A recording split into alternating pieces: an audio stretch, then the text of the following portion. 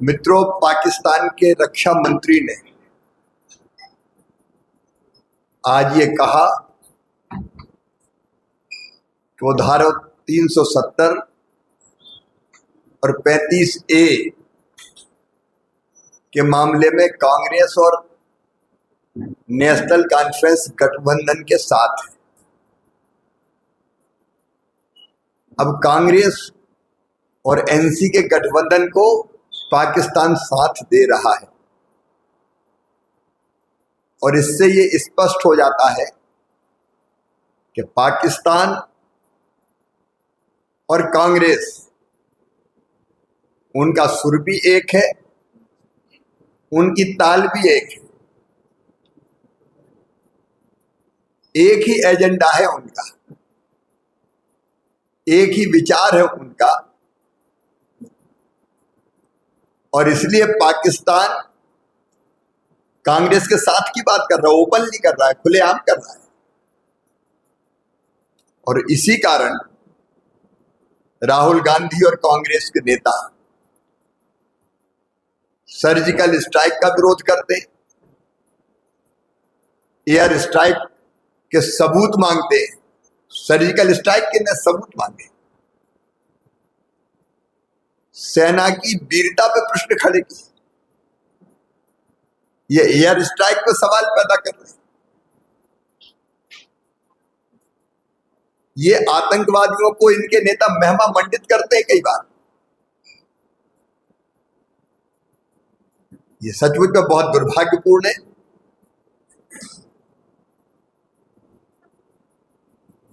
और कांग्रेस और गठबंधन, उनका आश्चर्य होता है, उनका सोच और दिशा क्या है।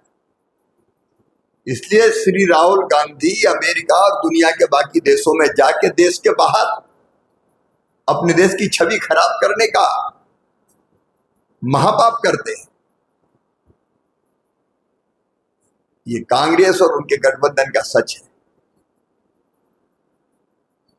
लेकिन कांग्रेस भी सोच रहे और पाकिस्तान भी सोच ले।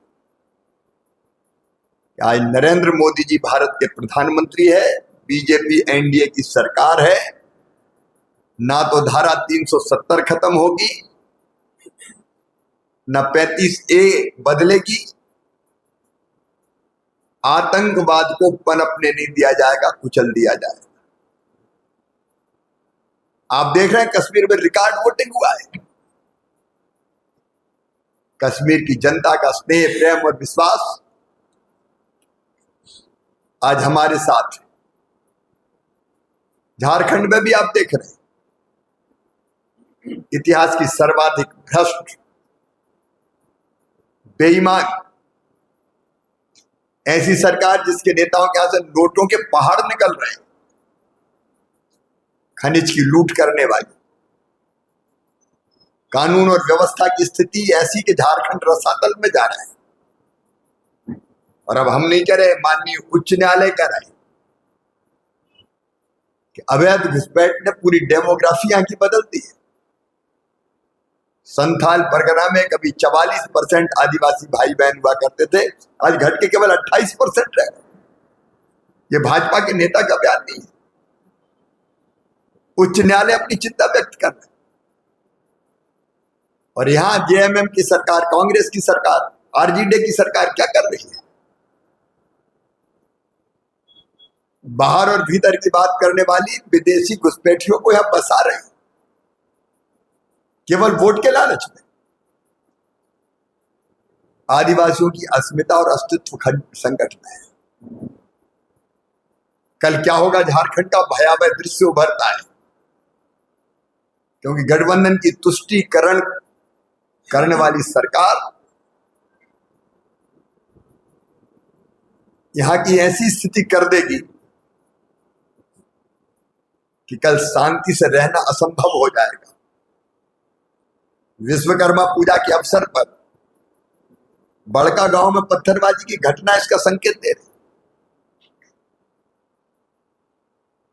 मित्रों, आपकी सरकार, आपके द्वार के नाम पर नाटक किए जा रहे हैं।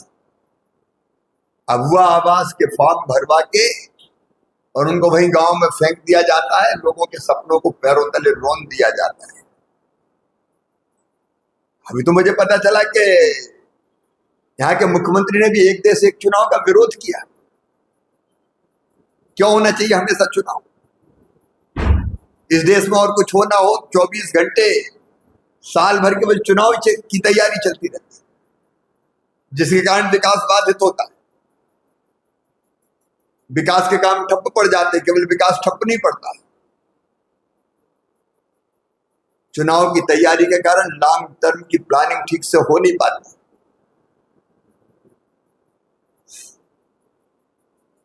चुनाव जीतने के लिए कई तरह की योजनाएं घोषित की जाती है।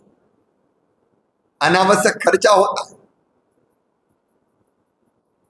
सुरक्षा की व्यवस्था में अर्धसैनिक बल और पुलिस जनता की सुरक्षा छोड़ के चुनाव की व्यवस्था में लगी रहती है। एक राज्य के अधिकारी दूसरे राज्य में चुनाव कराने जाते हैं।